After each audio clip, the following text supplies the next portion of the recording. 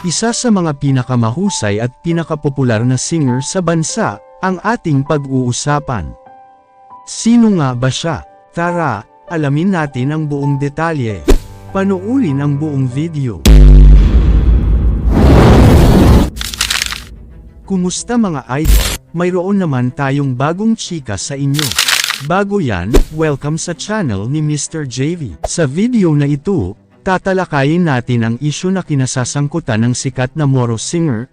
Siya ay walang iba kundi ang Queen of Bangsamoro Pop, si Shira Abdullah Moro, o mas kilala bilang Shira, ay isang tunay na alamat mula sa Mindanao.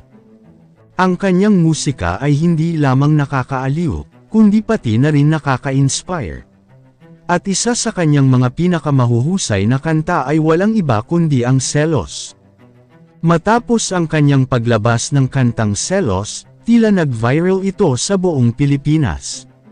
Sa Spotify pa lang, umaabot na sa 845,000 ang nag-stream ng kanyang kanta. At sa YouTube, higit 6 na milyon na ang views nito. Hindi lang sa Spotify at YouTube, kundi pati na rin sa iba't ibang social media platforms, naging paborito ito ng mga netizens ang kantang Selos. May mga nagbibigay ng kanilang sariling rendition ng kanta, at may mga sumasayaw din. Talagang napapasaya ni Shira ang lahat.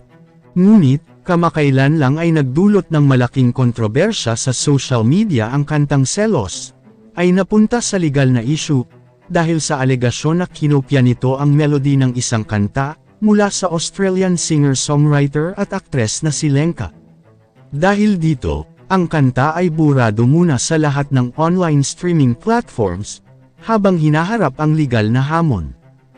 Sa isang opisyal na pahayag, sinabi ng kumpanya na humahawak kay Shira, na kinumpirma nilang ang tono ng kanta ay hango sa kanta ni Lenka. Inaasahan nila ang pag-aproba mula sa regional artist, para maging opisyal na cover ng kanta ni Shira ang Selos.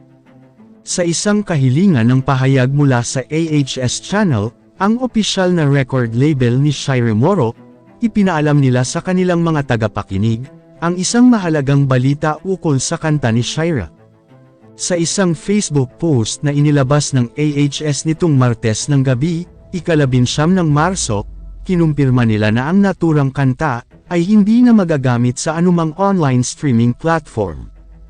Sa kanilang pahayag, sinabi ng AHS Productions, sa ngalan ng aming artistang si Shira, nais naming iparating ang aming taos-pusong paghingi ng paumanhin sa lahat ng mga sumuporta sa kanta, na Selos, dahil ito ay hindi na magagamit sa anumang online streaming platform.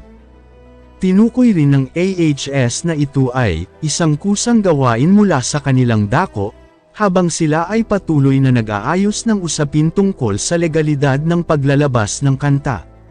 Pinaalam din nila na inalis nila ito muna sa lahat ng mga platform, habang sila ay nag-aayos ng lisensya para sa cover ng Selos. Ayon pa sa AHS, tulad ng karamihan sa inyo ay maaaring alam na, ang melody na aming ginamit ay orihinal na galing sa kanta na may pamagat na Trouble is a Friend, ni Lenka, at sa ngayon, kami ay nasa pakikipag-ugnayan na sa kanilang koponan upang gawing opisyal na cover ang Selos. Gayunpaman, nagpasalamat pa rin ang AHS sa lahat ng sumuporta sa kanilang programa. Hindi nila inasahang magiging ganito kalaking tagumpay ang kanta, na halos umabot na sa puntong tinaguri ang Queen of Bangsamoro Pop si Shira. Umaasa ang AHS na patuloy pa ring tanggapin at mahalin ng mga tao si Shira, sa pagdating ng araw na maayos na nila ang issue sa copyright ng kanta, at muling maipapalabas ito. Sa kabuuan ng pahayag, ipinaabot ng production ang kanilang taos-pusong paumanhin sa mga tagahanga, na nag-enjoy sa kanta ni Shira. Hindi lamang ang Selos, ang kumakalat sa mga tenga ng mga Pinoy, pati na rin ang iba pang kanta ni Shira tulad ng Forever Single. Talaga namang umaangat ang kanyang karera.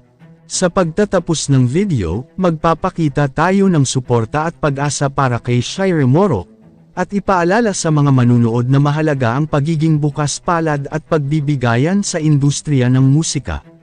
Susuportahan natin si Shira sa kanyang mga hinaharap na hamon, at asahan nating muling magbabalik ang kanyang kanta sa mga streaming platform sa tamang panahon. Kayo mga idol, ano ang masasabi nyo sa chika topic natin ngayon?